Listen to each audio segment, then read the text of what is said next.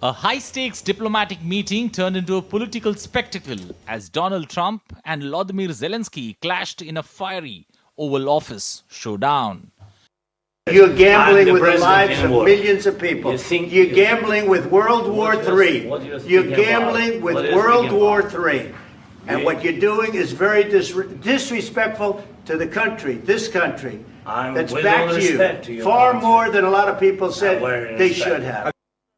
The meeting, originally intended to coordinate a peace plan, quickly descended into chaos as Trump and Vice President J.D. Vance accused Zelenskyy of not being thankful and rejecting their truce proposal with Russia. You have to be thankful.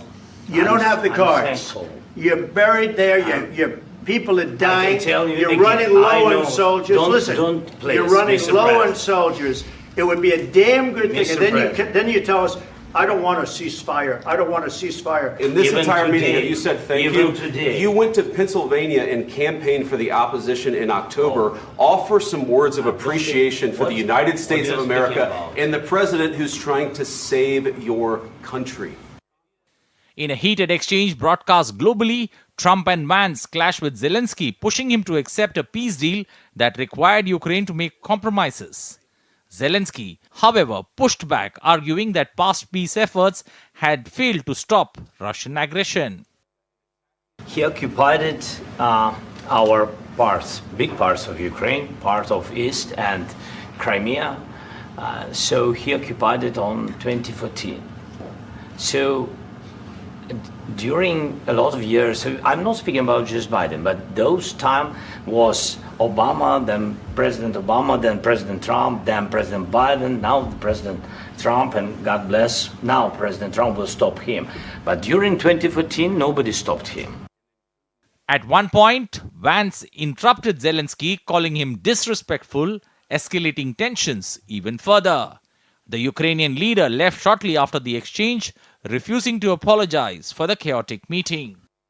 I'm talking about the kind of diplomacy that's going to end the destruction of your country. Yes, but if you Mr. President, with respect, I think it's disrespectful for you to come into the Oval Office and try to litigate this in front of the American media. Later in an interview, Zelenskyy said that without US support, Ukraine would struggle to hold off Russian forces, underscoring the stakes of the conflict. It will be difficult for us. That's why I'm here. That's why we speak about the future negotiations. It will be difficult without your support, but we can't lose. Trump, however, doubled down on his criticism, saying Zelenskyy did not look like a man who wanted peace. From his standpoint, I think he very much overplayed his hand. We're looking for peace. I saw it today. This is a man that wants to get us signed up and keep fighting, and we're not doing that. Not for this country. With US-Ukraine tensions at an all-time high, the Oval Office clash has raised serious questions about America's future role in the conflict and whether Ukraine can continue its fight without full US backing. With Nupur Sharma, Fuzail Ahmed's report for DD India. The meeting between Trump and Zelenskyy was nothing short of dramatic. Still, European leaders are rallying behind Ukrainian President. Aarti Rana has more. Don't tell us what we're going to feel. I'm not telling you. Because you're in no position. Explosive meeting between US President Donald Trump, Vice President J.D. Vance and Ukrainian President Volodymyr Zelenskyy continues to reverberate across the Atlantic. We're not in a good position. You don't have the cards right now. But European nations have strongly reiterated their support for Ukraine, causing a deepening of transatlantic rift. The leaders of France, Germany and the European Union emphasize that Ukraine's fight is not just about its sovereignty, but about defending European security. EU Commission President Ursula von der Leyen voiced her unwavering support for Ukraine. EU President Kaja Kallas went a step further, declaring Ukraine is Europe and stating that free world needs a new leader, signaling frustration with Trump's stance. French President Emmanuel Macron called Russia the aggressor while claimed Ukraine a victim. German Chancellor Olaf Scholz emphasized his commitment to Ukraine while stating that Ukraine can rely on Germany and on Europe. Germany's new conservative leader, incoming Chancellor Friedrich Merz, who has said he seeks independence from the US. Similar support came from Sweden, Lithuania, France and the Czech Republic, all highlighting Ukraine's role in defending not just its own sovereignty, but also Europe's security. UK Prime Minister Keir Starmer also backed Zelenskyy and expressed support for Ukraine. Australian Prime Minister Anthony Albanese saying Canberra would continue to stand with Ukraine, though countries like Turkey and Italy have remained silent in the aftermath. The people of Ukraine have suffered greatly in defence of their nation and their national sovereignty. And Russia has acted like a bully, a big country seeking to invade and to take over territory from another sovereign nation, in this case Ukraine. And like the rest of overwhelmingly countries around the world, we have stood with Ukraine and we will continue to do so. In contrast, Hungarian Prime Minister Viktor Orbán, a known ally of Trump, supported the former president's stance, adding fuel to the transatlantic rift. On the Russian side, former President Dmitry Medvedev did not hold back, mocking Zelenskyy and praising Trump's remarks, while claiming that American president was right to call the conflict a dangerous gamble. European leaders largely avoided mentioning Trump or Vance, focusing instead on reaffirming their support for Ukraine as its conflict with Russia enters year 4. The geopolitical divide is clear. The world watches closely as US and Europe continue to clash on how best to handle the crisis. Will this diplomatic rift have a lasting impact on global alliances? Only time can tell. Bureau Report, DD India. And DD India correspondent Amritpal Singh joins us live from New Delhi. Amrit, several hours after the dramatic spat between Trump and Zelenskyy, do we have a sense of what has been the fallout for the two nations? Well, the fallout for the Ukrainians clearly is that it is stalemate for them without American support, as Zelenskyy himself says, that they cannot carry on the war for very long. They will have to, increase diplomacy with the Europeans. Right now, the Europeans are giving lip service, if you look at the French president's statement or the German chancellor's statement, but there is a change of guard in Germany. We'll have to see what the new chancellor thinks. But the European Union as a whole, will it lend the kind of support that it lent to Ukraine earlier? We'll have to see. It puts a new spin on things. So clearly, it's a setback for Ukraine. For Donald Trump or the Americans, it clearly means that one, they are not getting the critical minerals, at least as of now, unless they are able to arm twist Zelenskyy into it. A weakened Zelenskyy may agree to that at a later stage.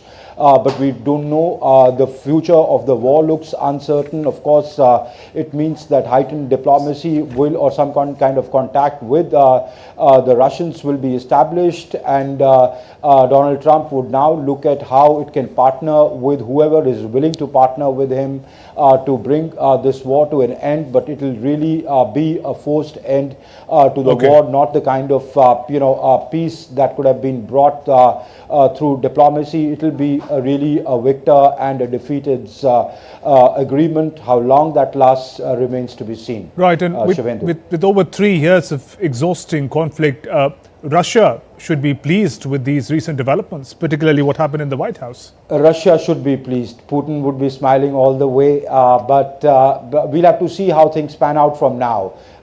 We know Ukraine without the Western support, especially the American support, wouldn't be able to stand on its own legs for long. It is struggling to fight the Russians. The Russians would, if the war comes to an end, it will probably be more on Russian terms than an equal or an equitable settlement.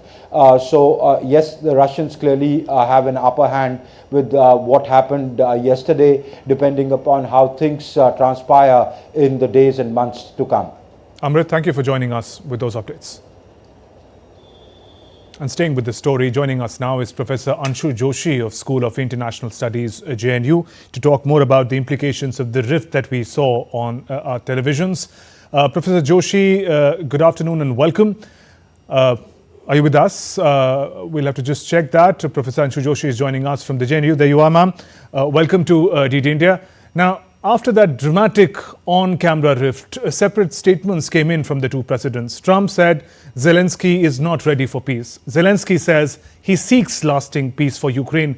What is the difference between the two versions of peace that the leaders are talking about? Shubhendu, first and foremost, thank you so much to the whole team of Doordarshan for this invite. And definitely right now, what we are watching on our television sets or on social media, this, spat between Trump and Zelenskyy, there is a lot more behind what we can see. And actually, there is a diplomatic rift that can be, seen at the global stage right now, Shubhendu, with respect to ending this Russia-Ukraine war. So it's not very difficult to decode the reasons behind what and why each and every player or stakeholder related to this war is stating. So if prima facie we can see the anger of Trump is can be seen because what he stated with his, this meeting with Zelenskyy, that Biden kept supporting Ukraine with like whooping money from United States of America and 350 billion USD.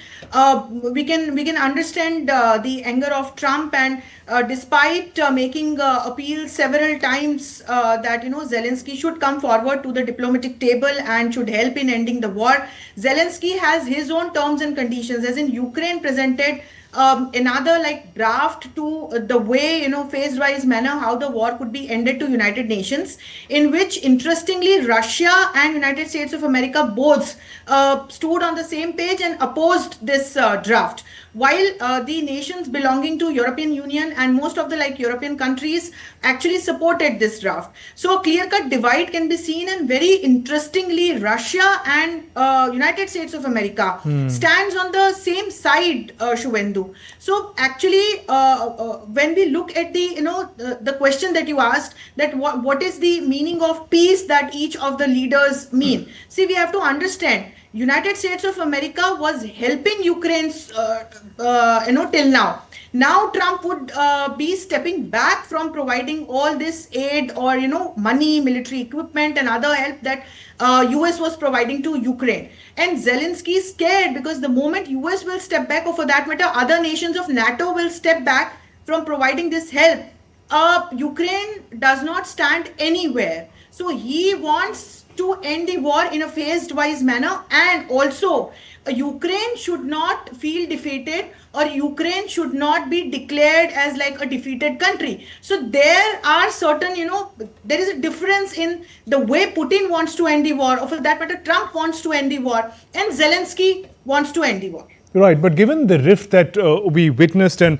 when the top EU diplomat Kaja Kallas says that Ukraine is Europe and there is a need for a new leader in the free world, what is the larger message for Europe and United States? See, we have to understand that till now, this war is on not between Russia and Ukraine directly, Shubhendu. It was always seen as a war between Russia and NATO, led by United States of America. And we all know that how different European nations that are member of NATO kept helping Ukraine indirectly from NATO's side.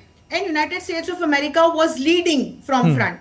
And we all know the political reasons also behind it. When Biden was the president, he was losing popularity and to save his face, and there were several other political reasons for which he kept supporting Ukraine.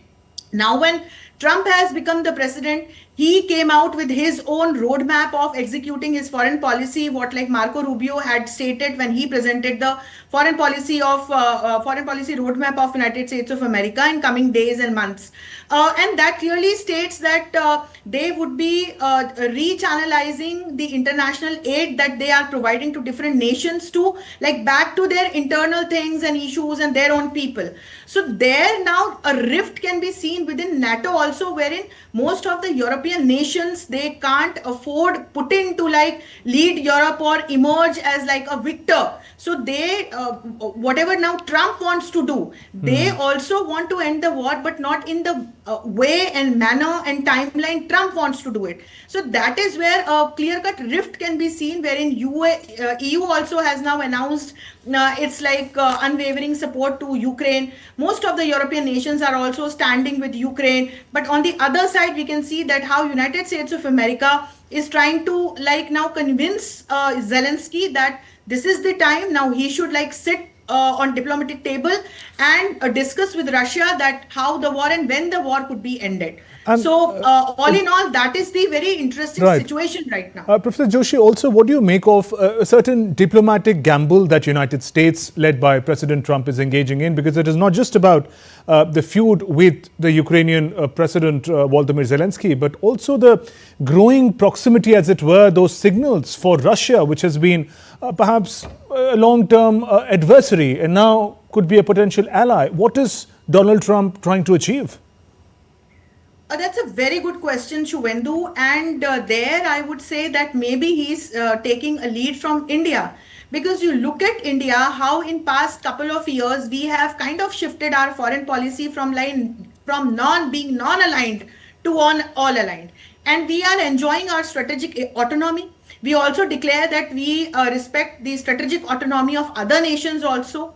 And we keep like equal distance, or for that matter, I would say no distance with all the nations of the world that want global peace and security. So when Trump and Putin met in Riyadh, entire world was like shocked. And now both the leaders seems to be standing on the same page when it comes to end the Russia-Ukraine war. And we can see the similar voices from Russia, we can as like what Trump is stating. So I think now this is like a different kind of foreign policy he is executing from United States of America. But definitely this will not be liked, or this is not being liked by the members of NATO, because NATO was formed during the Cold War's period to defend all these countries, Western Bloc countries, against that time's USSR. So now when we see the changing scenario wherein Putin and Trump seems to be like, shaking their hands, definitely it's going to create a rift, or it has already created a rift in NATO. And definitely Trump's relations, or for that matter, United States of America's relations with European countries would definitely get impacted if in future, or in near future, we see US-Russia relations moving towards a positive milestone. So definitely right now it's like a transforming time, and it would be really interesting to see what comes out in near future. How do you see advantage Putin? Because he appears to be making the most important advances in this conflict without firing a single shot. Definitely, Shuvendu, and from the beginning this war started, I believe that Putin had his own reasons to, attack Ukraine, because he was warning Zelenskyy not to apply for the membership of NATO. Because when we look from geopolitical angles, when we look from geostrategic angles, Putin could not afford NATO countries, United States of America knocking its doors. We all know where Ukraine is situated. So that is why at that point in time this war started. And we all have seen that how he defended his country against not only like from like NATO members, because we all know that indirectly all the NATO members were helping Ukraine to like sustain this war or to stand strongly in this war. So now when we see the kind of developments every day are coming up, for there I can see that Putin definitely has an advantage, wherein he is trying to normalizing Russia's relationship with United States of America. That's a positive signal for global politics as well, because we have seen this world divided into two blocks till now. Now if actually the ice melts, and if actually the two leaders take this relationship towards a positive direction, it will not only be advantageous for Putin and for Russia, it will also bring good news for America and for rest of the world, because there are many nations like India that suffered a lot because of this lobby politics. So all in all, definitely it's a very good situation, advantageous situation for Putin at the moment. And if we talk about the manner in which Volodymyr Zelenskyy conducted himself in his exchanges with the president and the vice president of the White House, it did come across as defiant about his position on what this conflict is all about, whether it is Russia's brutality or Ukraine's right for territorial integrity. For real world ceasefire, will he have to compromise on his position? Will he have to come down from where he is at the moment? Definitely, Shubhendu, and that is why we can see that Zelensky is not ready to the terms and conditions or the draft presented by Russia in past, or for that matter proposed by United States of America to United Nations, and it has developed, Ukraine has developed its own draft and presented it in front of United Nations, that how the ceasefire, or for that matter how the should happen, or for that matter how the war should end. And as I said, Zelensky would never like to be portrayed as a defeated leader, or for that matter, he would not want his country to be declared as a defeated country. But here Zelensky is forgetting one thing, Shubhendu. Already Ukraine is like all devastated, and this war is on the soil of Ukraine. And now it's high time he should understand that what have been the repercussions of this war, not only on Ukraine, on Russia, and on rest of the world. You look at the economic crisis that most of the European nations are facing presently because of this war. So Zelensky has his own terms and conditions, but he must understand the diplomatic needs, and sometimes it becomes essential to compromise on certain things and like move ahead with a positive attitude. So all in all, I do foresee that war would end in near future, but on what terms and conditions, and what would be like the gain and loss for all these players, still, I mean, it is like uncertain. We have to wait and we have to watch. Right, and finally, Donald Trump's style, and if I should say school of diplomacy, an example of which we saw on our television screens last night. What do you make of it in the middle of a conflict? He brought in that minerals issue, a possible deal with Ukraine that appears to have hit a cold storage at the moment. The manner in which both president and vice president tried to exchange barbs with the visiting president from Ukraine. What do you, and it's all happening in front of TV cameras that president was aware of. What do you make of it? See, when we look at Trump's policies and the way Trump behaves, most of the times we all believe, all the experts believe that he is one of the most unpredictable leaders, and that is what he has proved. And when the talks were like supposed to happen, this deal was like much awaited one related to some critical minerals, and Zelensky was also looking forward to this deal, and Trump proposed, and maybe he is also a businessman apart from being the president of United States of America. And that is why I think that when he sat with Zelensky, he had a parallel plan of like how, the bilateral relations between US and Ukraine could still be like maintained through such kind of win-win deals or agreements, while like on the other track, he's standing with Putin and he wants to end the war on the terms and conditions proposed by Russia and United States of America. So maybe he actually tried to use this proposal of agreement as a diplomatic maybe bait, or like it was kind of a proposal to Zelensky that as in on one track we will keep our bilaterals intact and good, but on the other track when it comes to ending this war, please listen to me and like sit on the diplomatic table with the other side and now accept my plan and end the war. So this is what I can make out of his gestures and his statements and the kind of body language he was using. So he seems to be really aggressive, the way like he scolded Zelensky and the way he spoke to him. So he was aggressive, and it was actually shocking for the entire world the way the two leaders spoke with each other. So, but then I think at the end of the day, what Trump promised during his electoral campaign he actually wants to end the war, Shubhendu. And here also he is thinking like a businessman. He does not want to pull in or, send this money which is intent to be used for the development of his nation, of his people.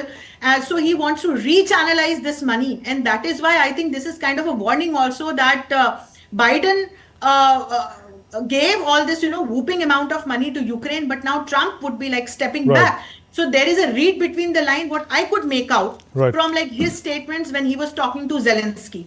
So let's see what comes out of the hat now. We'll have to wait and watch the direction that this conflict takes. On that note, Professor Anshu Joshi, thank you very much for joining us on the News Hour and sharing your perspective.